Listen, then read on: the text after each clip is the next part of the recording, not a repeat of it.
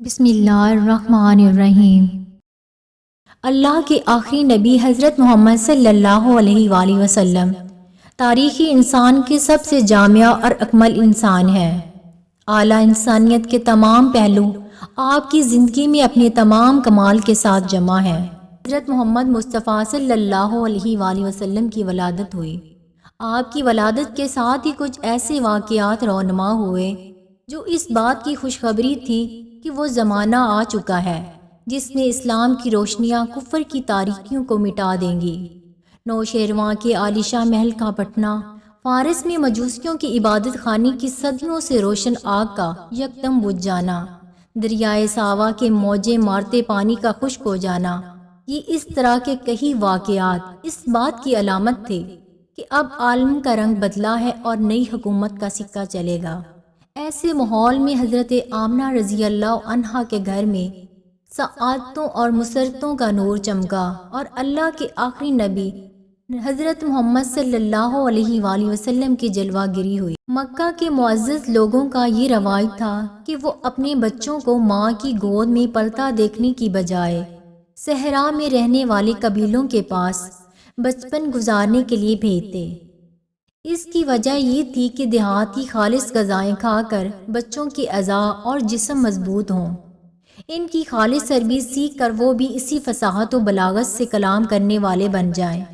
اسی وجہ سے اللہ کے آخری نبی حضرت محمد صلی اللہ علیہ وآلہ وسلم کو حضرت حلیمہ سعدیہ رضی اللہ عنہا کے سپرد کر دیا گیا۔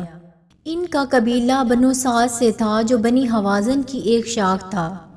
یہ قبیلہ عربیت اور فصاحت میں اپنا جواب نہیں رکھتا تھا۔ حضرت حلیمہ اپنے قبیلے کی خواتین کے ساتھ مکہ میں بچے کو رضاعت پر لینے کے لیے آئی۔ حضرت حلیمہ کی قسمت کا ستارہ اپنے عروج پر تھا کہ آپ کو 2 سال تک دودھ پلانے کی سعادت ان کے حصے میں آئی۔ بعض روایات کے مطابق بی بی حلیمہ کے علاوہ مزید 6 خوش قسمت خواتین نے آقا کریم صلی اللہ علیہ وآلہ وسلم کو دودھ پلانے کا شرف حاصل کیا۔ ان تمام عورتوں کو دولت ایمان نصیب ہوئی، جبکہ حضرت حلیمہ کو دودھ پلانے کی خدمت کا یہ انعام ملا کہ ان کا پورا گھرانہ دولت ایمان سے مالا مال ہوا۔ حضرت حلیمہ سعدیہ رضی اللہ عنہا جب اللہ کے آخری نبی حضرت محمد صلی اللہ علیہ وآلہ وسلم کو لینے کے لیے آپ کے مکان عالی شان میں پہنچی تو فرماتی ہیں، میں نے دیکھا کہ آپ سفید کپڑے میں لپٹے ہوئے ہیں، آپ کے پاس سے خوشبوئیں اٹھ رہی ہیں، سبز رنگ کا ریشمی کپڑا نیچے بچھا ہوا ہے، پیٹھ کے بل آرام فرما رہے ہیں۔ میں نے آہستہ سے قریب ہو کر اپنے ہاتھوں پر اٹھا کر آپ کے سینہ مبارک پر ہاتھ رکھا تو آپ مسکرانے لگے۔ آپ نے اپنی آنکھیں کھول دی اور مجھے دیکھنے لگے۔ میں نے محسوس کیا کہ ان آنکھوں سے انوار نکل رہے ہیں اور آسمان کو چھو رہے ہیں۔ بے اختیار ہو کر میں نے آپ کی دونوں آنکھوں کے درمیان بوسہ دیا اور آپ کو اپنے سینے سے لگا لیا۔ جب آپ رضی اللہ عنہا دودھ پلانے بیٹھی تو نبوت کی برکتیں ظاہر ہونے لگیں۔ رسول صلی اللہ علیہ وآلہ وسلم اپنی رضائی والدہ کا صرف ایک طرف سے دودھ پیتے، دوسری طرف سے وہ پلانا بھی چاہتی تب بھی نوش نہ فرماتے کہ وہ بھائی کا حصہ تھا۔ یہ اس بات کا اشارہ تھا کہ عدل و انصاف کا بول بالا کریں گے۔ آپ کی برکت سے حضرت حلیمہ کی لاغر اونٹنی جو دودھ سے خالی تھی اس میں بھی خوب دودھ آ گیا۔ حضرت حلیمہ کے شوہر نے اس کا دودھ دوہا اور دونوں میاں بیوی نے خوب سیر ہو کر دودھ پیا۔ آپ نے اپنی عمر کے ابتدائی حصے میں جو کلام فرمایا، اللہ اکبر کبیرہ والحمدللہ کثیرہ، اللہ سب سے بڑا ہے اور ہر طرح کی حمد و تعریف اللہ کے لیے ہے۔ جھولا جھولتے وقت آپ صلی اللہ علیہ وآلہ وسلم چاند سے باتیں کرتے اور اپنی انگلی سے جس طرف اشارہ فرماتے چاند اسی طرف جھک جاتا۔ حضرت بی بی حلیمہ رضی اللہ عنہا آپ کی برکتوں کو یوں بیان فرماتی ہیں، میرا قبیلہ بنی سعد قید میں مبتلا تھا۔ جب میں آپ صلی اللہ علیہ وآلہ وسلم کو لے کر اپنے قبیلے میں پہنچی تو قحط دور ہو گیا، زمین سرسبز، درخت پھلدار اور جانور موٹے تازے ہو گئے۔ ایک دن میری پڑوسن مجھ سے بولی، اے حلیمہ، تیرا گھر ساری رات روشن رہتا ہے، اس کی کیا وجہ ہے؟ میں نے کہا یہ روشنی کسی چراغ کی وجہ سے نہیں بلکہ حضرت محمد صلی اللہ علیہ وآلہ وسلم کے نورانی چہرے کی وجہ سے ہے۔ میرے پاس 7 بکریاں تھیں، میں نے آپ کا مبارک ہاتھ ان بکریوں پر پھیرا تو اس کی برکت سے بکریاں اتنا دودھ دینے لگیں کہ ایک دن کا دودھ 40 دن کے لیے کافی ہو جاتا تھا۔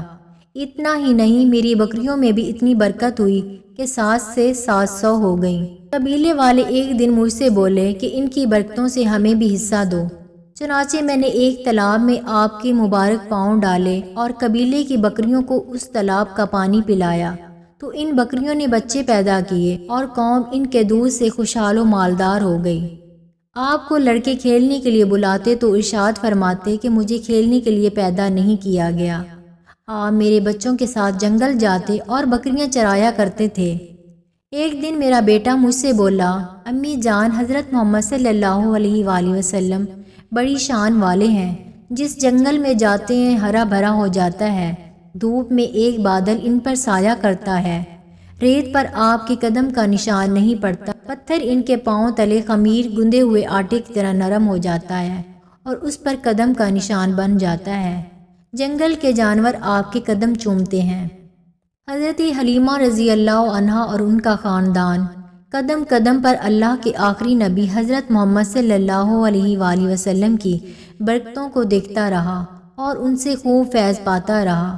دیکھتے ہی دیکھتے 2 سال مکمل ہو گئے اور معاہدے کے مطابق آپ کو آپ کی والدہ حضرت آمنہ رضی اللہ عنہا کے پاس لے گئی۔ انہوں نے حسب توفیق حضرت حلیمہ کو انعام و کرام سے نوازا۔ تقریباً 4 سال تک قبیلہ بنو سعد میں برکتیں لوٹاتے رہے۔ وہاں آپ نے اپنے رضاعی بہن بھائیوں کے ساتھ بکریاں بھی چرائیں۔ بکریاں چراگاہوں میں لے جا کر ان کی دیکھ بھال کرنا یہ تقریباً تمام انبیاء کرام علیہ السلام کی سنت ہے۔ جب فرشتے نے آپ کا سینہ مبارک چاک کیا تو اس واقعہ سے حضرت بی بی حلیمہ گھبرا گئی اور آپ کو حضرت بی بی آمنہ کے پاس لے آئیں اور ان کے سپرد کر دیا۔ اس کے بعد آپ اپنی والدہ حضرت بی بی آمنہ کی گود میں پرورش پانے لگے۔